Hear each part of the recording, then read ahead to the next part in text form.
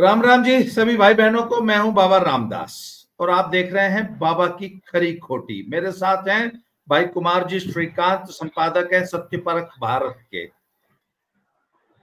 बड़े प्रखर वक्ता हैं। और आप भी जो है ना बिना लाग लपेट के बतियाते हैं, अक्सर मुसीबतों में घिर जाते हैं। इन्होंने एक बार बखिया उधेड़ दी थी अजीत अंजुम की। नोटिस तक खेलना पड़ा था।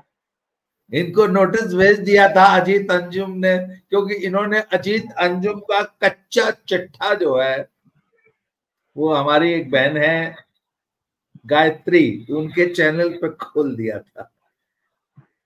तो बहुत बेबाक बतियाते हैं कुमार भाई। कुमार भाई स्वागत है जी।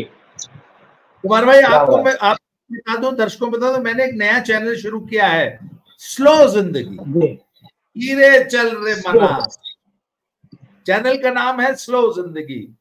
उसमें मैं ये प्रमोट करूंगा कि अबे कहाँ भाग रहे हो यार, ठहरो यार, कहाँ इतना पैसा कमा के रखोगे। कुछ समय अपने लिए, अपने बच्चों के लिए, अपने परिवार के लिए निकालो, कुछ पढ़ो, कुछ क्रिएट करो। क्या भागदौड़ भरी जिंदगी में लगे हो। तो उसमें तब मैं अपना ट्रैवल, फूड, लेजर और मोटिवेशनल बातें यही सब किया करेंगे उस पर। वो शुरू कर दिया है मैंने चैनल। तो दर्शकों से निवेदन है कि स्लो जिंदगी और कुमार भाई का सत्य परख भारत, दोनों चैनल्स को प्रमोट करें। अच्छा हाँ, तो तब कल एक मित्र का फोन आया और मैं अपने आप को एक बहुत बड़ा धुरंधर गालीबाज मानता, सही बात है ये, पर साहब उन्होंने जो गरियाना शुरू किया है बीजेपी हाई कमांड को, ओ, वो है ना, वो पाकिस्तान का एक चैनल आता है, उसमें वो बोल अल अमान अल हफीज, क्या गरियाया है बीजेपी हाई कमांड को उन्होंने। और वो शब्द बोले तब मैं यहां बोल नहीं सकता।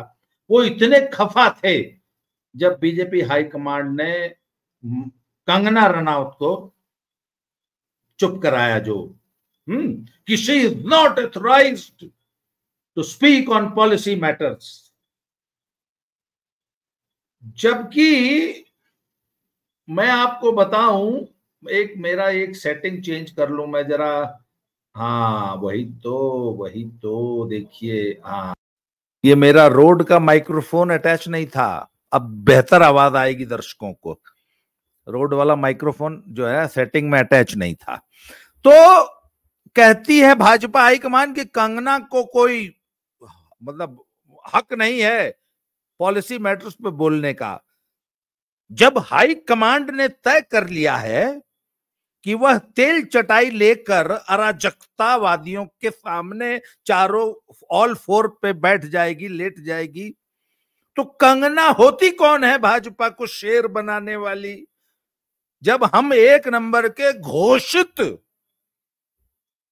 ए बेला ना 10 रुपया दे, नहीं वो ट्रेन में सब मांगते, मैं वो शब्द बोल नहीं रहा हूं। यूट्यूब का क्या भरोसा है कब हमारा चैनल जो है।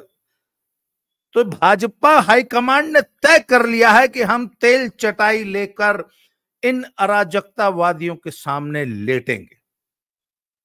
ये हमारी पॉलिसी है कि हमको यही करना है।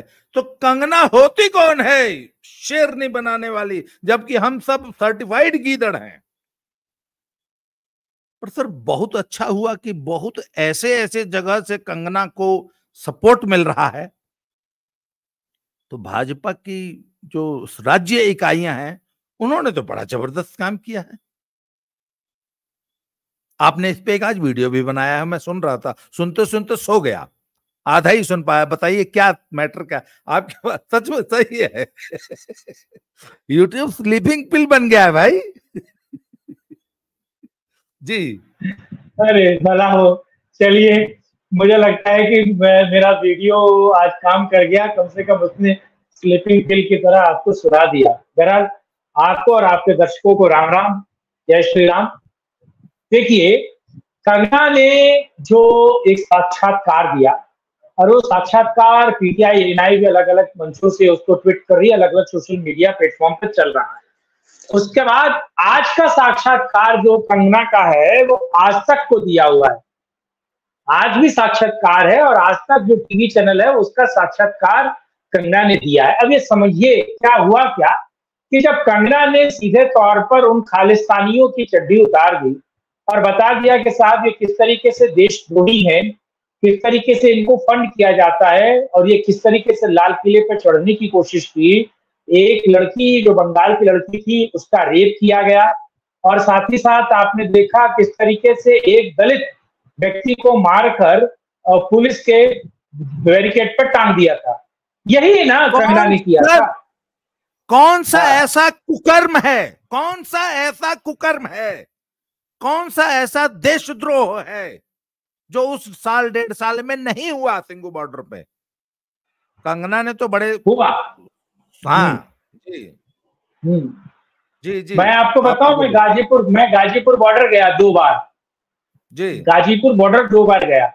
अच्छा, पहली बार जब मैंने वो डकैत जो है, जो डकैत तो कह नहीं सकता हूँ, तो जो डकैत है उसका मैंने बाइट लिया और उससे 2 सवाल पूछे तो मुझे मारने के लिए तमाम तथाकथित किसान दौड़ पड़े, मुझे जान बचा के भागनी पड़ी। दोबारा पत्रकारों के साथ गया, 2-4 पत्रकार के साथ गया, मुझे वो सब देख लिए थे, टेप लिए थे, मेरे पीछे फिर पड़ गए, फिर मुझे भागना पड़ा। तो ये सारी चीजें तो हम लोगों को झेलनी पड़ती है। लेकिन बहरहाल समझिए राकेश डकैत क्या कह रहा था। वो डकैत ये कह रहा था कि बांग्लादेश तो हम उस दिन करते थे जिस दिन हम लाल किले पे घुसे थे, संसद घेर देते, सब कुछ पलट देते, ये डकैत कह रहा था ना। तो उसी बात को तो कंगना कह रही थी। सर एक मिनट आप समझिए। हाँ, अब रुक जाइए। बाई गॉड, अगर मैं वहां होता ना तो मैं उसको बोल देता कि बेटा तुम अगर बांग्लादेश कर देते ना तो हम थियाननमेन स्क्वायर कर देते। थियाननमेन स्क्वायर याद है ना दर्शकों को, आपको याद होगा, चीन में हुआ था। कहते तुम अगर बांग्लादेश कर सकते हो तो हम भी थियाननमेन स्क्वायर कर देते। आगे बोलिए। जो इस देश हाँ। सुनिए, जो इस देश को बांग्लादेश बनाने की कोशिश करेगा उसको थियाननमेन स्क्वायर याद दिला दिया जाएगा, उसकी नानी को। जी, यही पॉलिसी होनी चाहिए सरकार की, यही पॉलिसी होनी चाहिए, इसमें कोई दो राय नहीं है। तो कंगना का कितना केवल इतना कसूर है। अच्छा, मुझे लगता है कि जैसे मोहम्मद पे बोलने पे ब्लास्फेमी हो जाती है, वैसे अगर आप खालिस्तानियों के खिलाफ बोलते तो वो भी ब्लास्फेमी है। ये ब्लास्फेमी थी ना एक तरीके से, जो नुपुर ने बोला वो ब्लास्फेमी थी। अच्छा, नुपुर ने जो बोला उसको लेकर विवाद चला, मैं भी एक न्यूज चैनल में था और नुपुर पे ही चर्चा हो रही थी। मैं आपको बताऊं कितना लोग डरते हैं। उस एंकर ने मुझसे पूछा कि आपका क्या कहना है। मैंने कहा देखिए, जो कुछ नुपुर के साथ हुआ सो हुआ, लेकिन मुझे ये बताइए कि नुपुर ने गलत क्या कहा। नुपुर ने गलत क्या, भाई साहब वो एंकर बिदक गई कि मेरा इससे कोई मतलब नहीं है, सुप्रीम कोर्ट माननीय न्यायालय के खिलाफ अगर श्रीकांत बोल रहे तो मेरा इससे कोई मतलब नहीं है। 2 जो है 6 इंच छोटा करके बैठे हुए थे, वो भी बिदक गए, वो भी बवाल करने लगे। यानी कि सच बोलना ब्लास्फेमी है। उसी ब्लास्फेमी को आप अगर देखा जाए तो कंगना ने न केवल कहा बल्कि इससे अलग अलग मंचों के ट्वीट्स पर भी लगातार वायरल हुए ये सारी चीजें। और कंगना के कहे हुए पर आप समझिए बीजेपी हाईकमान, आला कमान ने जी, ये भाजपा अपना अगर फ्लैग चेंज कर ले और सतरंगा रख ले तो कैसा रहे? वो LGBTQ प्लस वाला, LGBTQ प्लस वाला झंडा। मोदी जी एक दिन में 700 ड्रेस पहनते हैं, तो एक LGBTQ वाला सतरंगा ड्रेस भी पहनना चाहिए मोदी जी को। क्यों? भाजपा हाईकमांड को एक झंडा मतलब कुछ बल्ला लगा ले, सतरंगा कुछ न कुछ पहनना चाहिए, नहीं? जी बिल्कुल सही कह रहे हैं आप एक और महत्वपूर्ण आप बात समझिए। कंगना ने ये सब कहा, आपको पता वो जो चिट्ठी जारी हुई है उसमें बीजेपी का लोगो नहीं है, आपने देखा? अच्छा, वो जो चिट्ठी जारी हुई थी बीजेपी का लोगो नहीं है, आपने देखा? बीजेपी का लोगो नहीं है, फोन नंबर मिसिंग था, और जो बीजेपी के लेटरहेड पे जो चीजें जारी होती थी वो नहीं था। तो क्या बीजेपी ने ये भाप नापने के लिए पानी खोला है कि नहीं, ये नापने के लिए देखा? उसका पूरे देश में राष्ट्रवादियों और हिंदुओं ने भरपूर विरोध किया कि कंगना के सच बोलने पर, अगर कंगना रनावत वो आप समझिए कि वो छत्राणी है, वो छत्राणी, वो मुंबई में भी थी, वो मंडी में भी है, वो हिमाचल में भी, और पूरे देश की राजनीति पे है वो। बल्कि कंगना को बीजेपी ने मजबूर किया था, वो जो जिहादन में थप्पड़ मारा था ना, आपको पता है, चंडीगढ़ एयरपोर्ट पे। हाँ। उस मामले को दफा दफा करने के लिए कंगना को सेंट्रल हाईकमान ने मजबूर किया, उसको डाउन किया। तुम भी लेट जाओ, तुम भी लेट जाओ चटाई लेकर। हाँ, चटाई ले जाओ, तेल चटाई करो।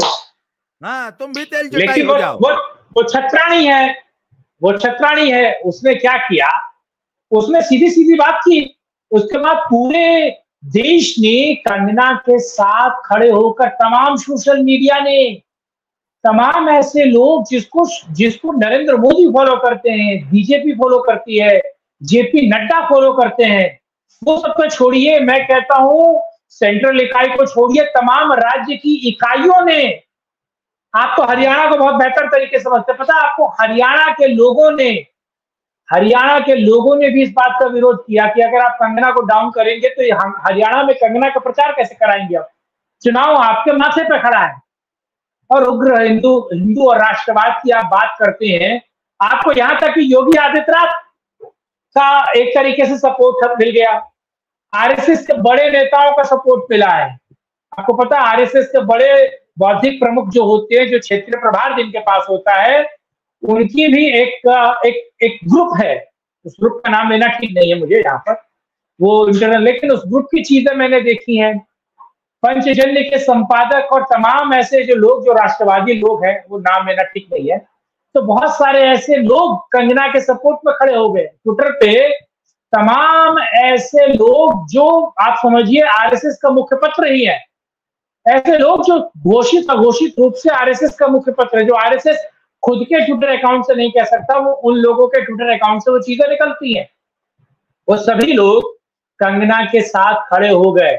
और जो नुपुर के साथ किया था बीजेपी ने, नुपुर को जिस तरीके से डाउनग्रेड किया था, नुपुर को जिस तरीके से डाउन किया था, जो एक तरीके से नुपुर की राजनीतिक वध जो किया था बीजेपी ने, तो कंगना रनावत, जो दूसरी चीज है कि कंगना को छोटी मोटी तो स्टार है नहीं, नेशनल अवार्ड मिला है उसे, उसने उन भेड़ियों के बीच में उर्दू वुड है ना, और जो कराची वुड है, उसके बीच अपनी जगह बनाई है, अपने आप को स्टैब्लिश किया है, ये इन प्रकार खुद को, और वो जानी मानी अभिनेत्री है, मेंबर ऑफ पार्लियामेंट है, तो उसका खुद एक डायस्पोरा है। तो बीजेपी अगर किसी मुगालते में थी कि उसको चुप करा देगी, तो आज कंगना ने एक और महत्वपूर्ण बात बोली।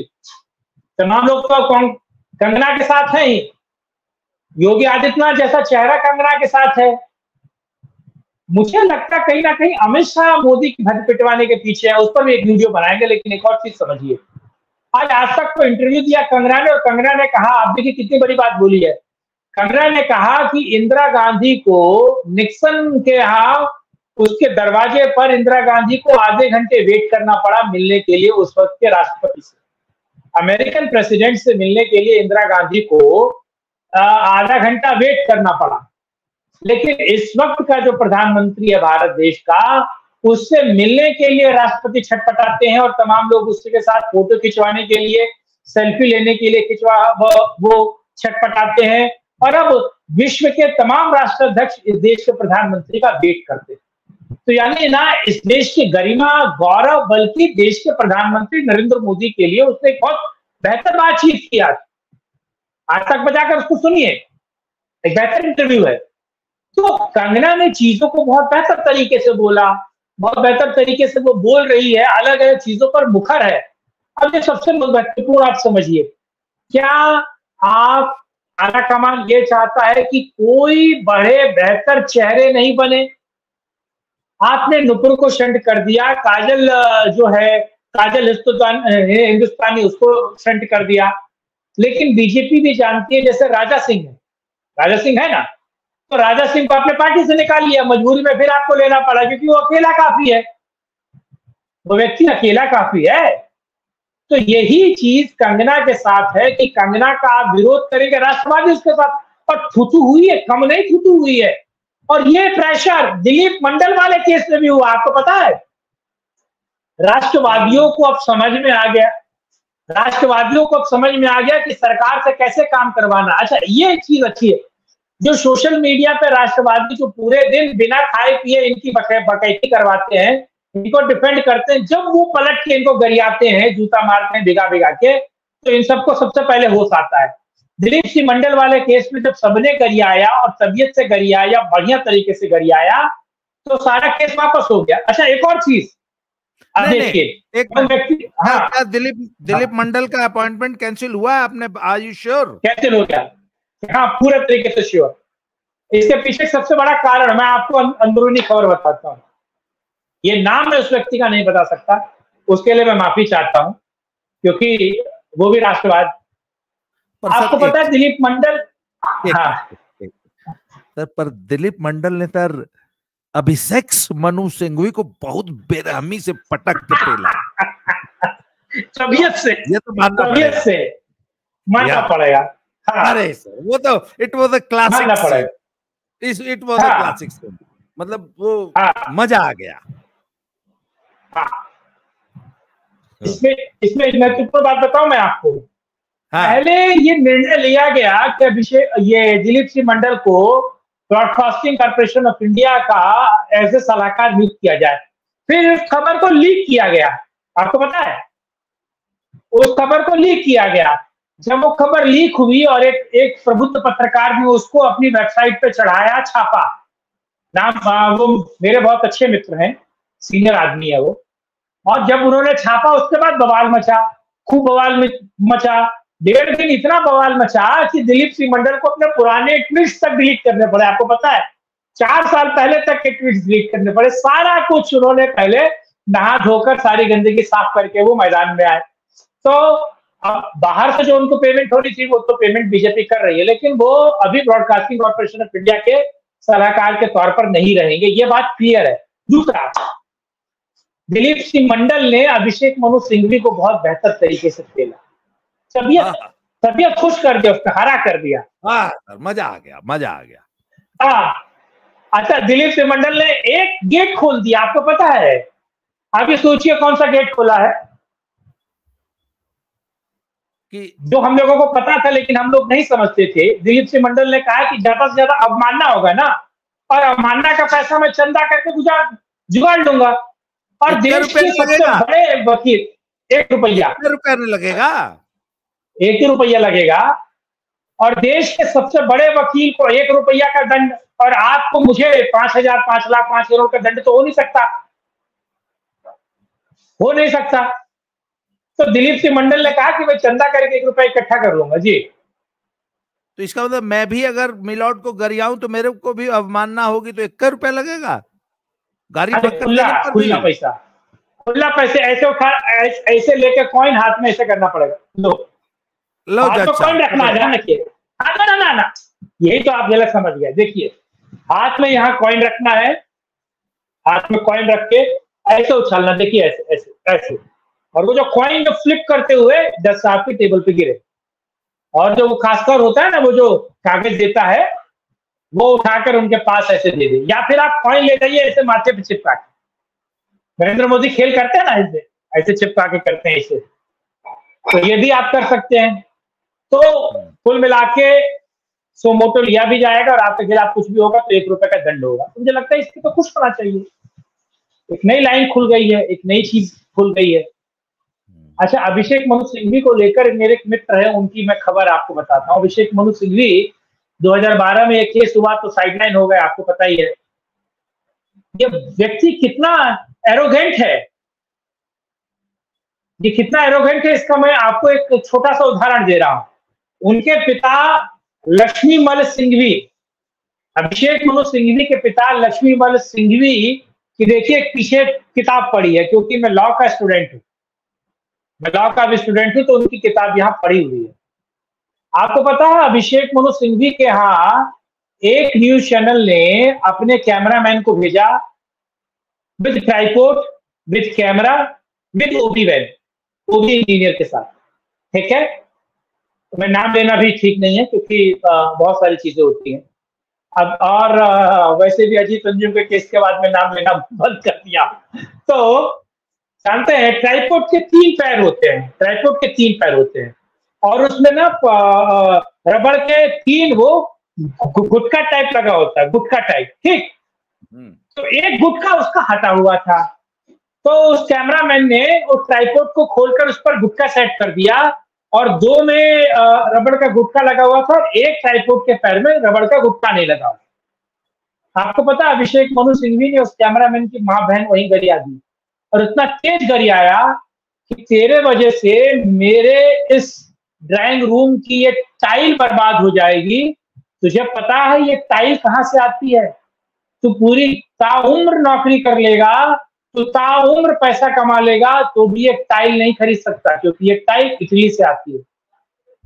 आप समझ रहे हैं मेरी बात? तो उस अभिषेक मनु सिंघवी का गुड़िया छीन दिया दिलीप सिंह।